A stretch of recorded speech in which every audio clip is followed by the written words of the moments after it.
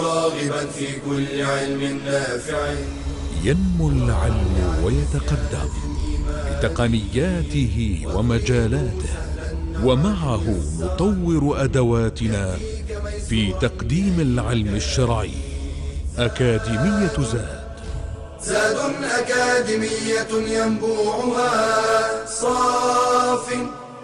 صاف ليروي غلة الظمآن. وتعلم الفقه الميسر عاملا بالشرع دون تعصب لفلان. بشرى لنا زاد أكاديمية للعلم كالأزهار في البستان.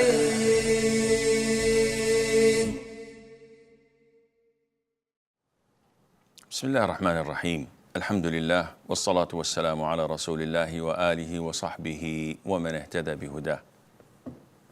We begin in our lesson today with the second part of purification, of the second part of purification.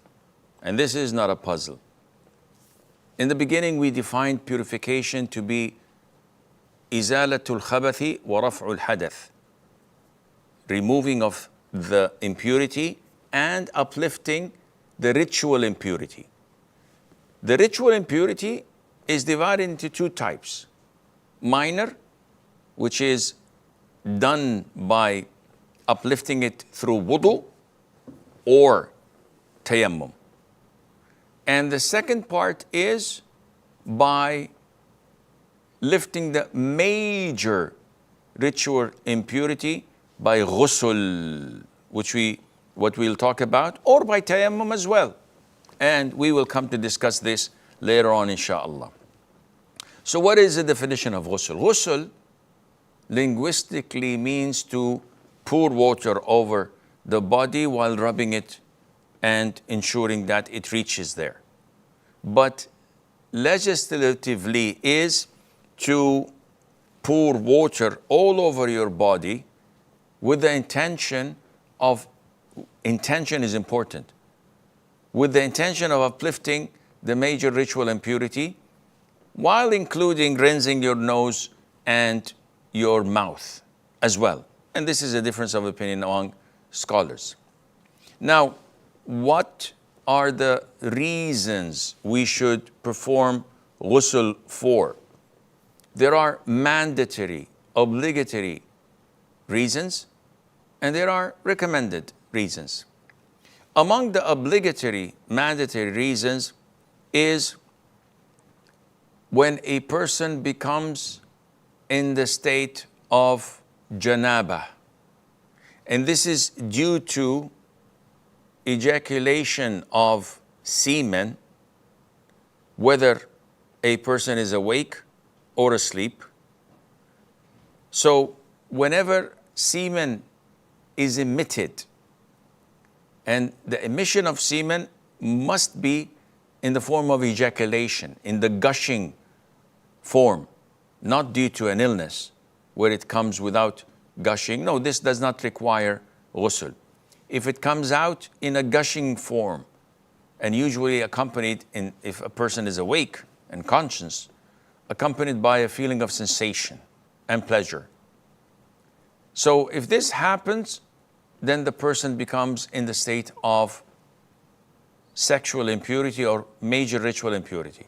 Number two, if there is penetration for either the male or the female, whenever there is the penetration of the male genital into the female, then once this happens, there is the major ritual impurity state, whether ejaculation takes place or not. The mere penetration requires the state of ghusl. And this is mentioned in the hadith narrated by or reported by Imam Muslim, where the Prophet says, when there is the act of intimacy or sexual intercourse, and the circumcised organs get in touch, meaning the head of the penis is inserted in the women's vagina, then ghusl is mandated and obligatory. The third case where ghusl is mandated is when a woman is pure from her monthly cycle, because hayd or menses or the monthly period is one of the things that prevents a woman from praying, because she is in the major ritual impurity state. And the Prophet ﷺ ordered Fatima bint Abi Hubaysh, may Allah be pleased with her, that when she gets her menses, she should refrain from praying.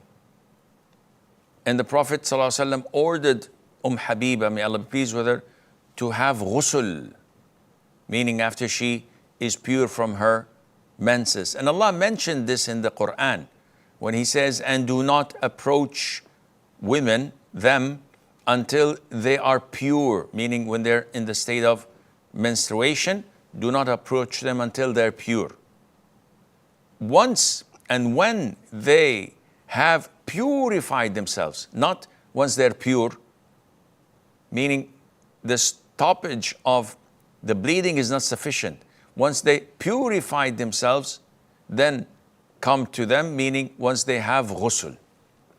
So this is also an extra piece of information, that if a man's wife stops bleeding and she doesn't have her menses anymore, she sees her purity, he cannot be intimate with her until she performs ghusl, according to this ayah. And the fourth means or reason for ghusl would be postnatal bleeding. When a woman gives birth, then she is also obliged to perform ghusl once the postnatal bleeding stops, exactly and similarly to menses. And this is the consensus of all scholars of Islam, that postnatal bleeding is treated exactly as the monthly cycle or a woman's menstruation. And the fifth reason for obligating ghusl is death. But hey, I'm dead, how can I be obliged? No, the obligation is not on you as a deceased, rather on the living.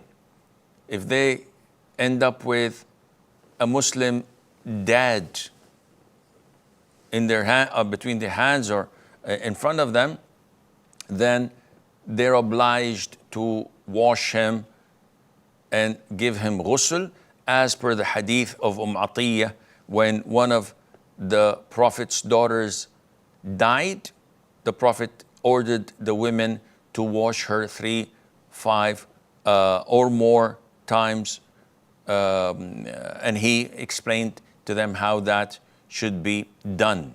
So his instruction and order means that it is mandatory. And also regarding that person on Hajj who was wearing ihram and he died while in the state of ihram, the Prophet ﷺ ordered the companions to wash him and give him ghusl. What about if there is an abortion, a miscarriage? What do we do with the fetus? There is no ghusl unless the fetus is 4 months of age and above, because the fetus is not considered to be a human being until the soul is breathed in. And according to the authentic hadith of Abdullah bin Mas'ud, the soul is not breathed in until the fetus is 120 days old.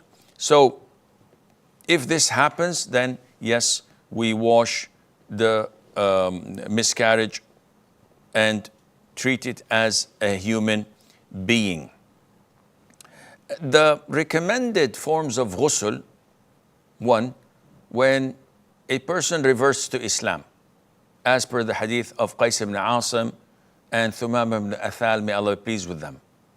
So this is a recommendation. It's not mandatory.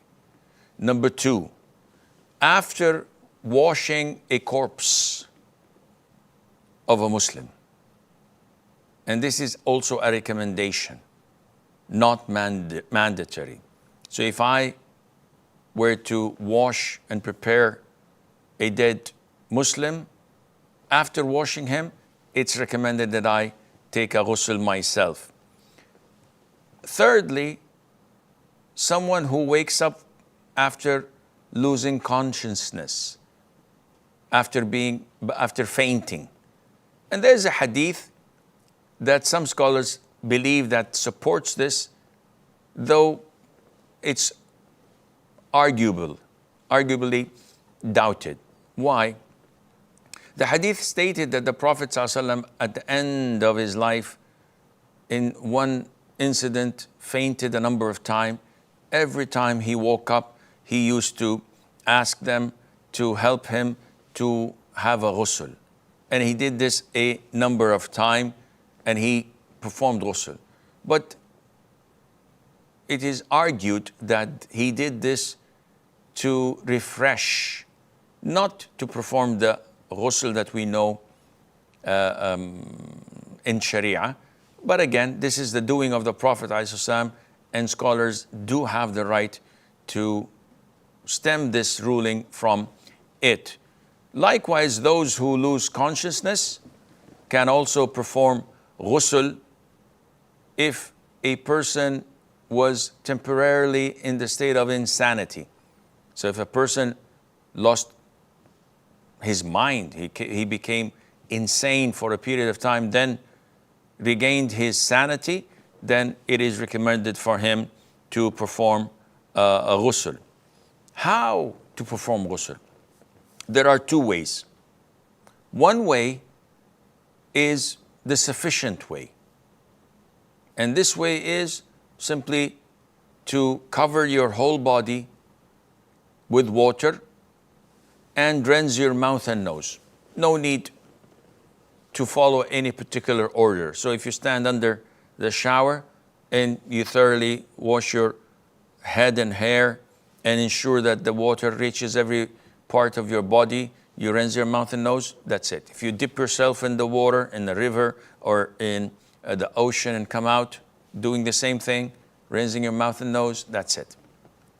But there is a sunnah way of doing it, which the Prophet used to do, alayhi salatu salam, by first washing your hands 3 times, then washing your private part with your left hand, then washing your hands again to ensure that there's no filth on them, then performing a complete wudu in the same sequence and order. Then you put 3 scoops of water on your head and ensure that the water reaches the roots of your hair and your scalp. Then you pour water all over your right hand side and your left hand side of your body, the whole body, to ensure that it covers it. And then you wash your feet and you are done. This is the sunnah way of making ghusl. Be careful not to exaggerate in using water. The Prophet ﷺ did not use more than 3 liters of water for his ghusl. People today use gallons, not liters. And people today take extreme time to perform ghusl, maybe like half an hour or so. And no, ghusl should not take more than a couple of minutes. And ghusl is not related to shampooing your hair or washing your body with soap. It's not related. This is a different issue. You want to clean yourself? Go ahead. Take your time. But don't relate this to ghusl. Ghusl is just to wash your body with pure water. So if you want to use soap, you either do this in the beginning, then do the ghusl, or do the ghusl, then use soap afterwards, but don't mix the two so that shaitan would not confuse you and prolong the process. And Allah Azza wa Jal knows best. وصلى الله وسلم وبارك على نبينا محمد. يا راغبا في كل علم نافع. ينمو العلم ويتقدم بتقنياته ومجالاته، ومعه نطور أدواتنا في تقديم العلم الشرعي. أكاديمية زاد، زاد أكاديمية ينبوعها صاف ليروي غلة الظمآن، وتعلم الفقه الميسر عاملا بالشرع دون تعصب لفلان. بشرى لنا زاد أكاديمية للعلم كالأزهار في البستان.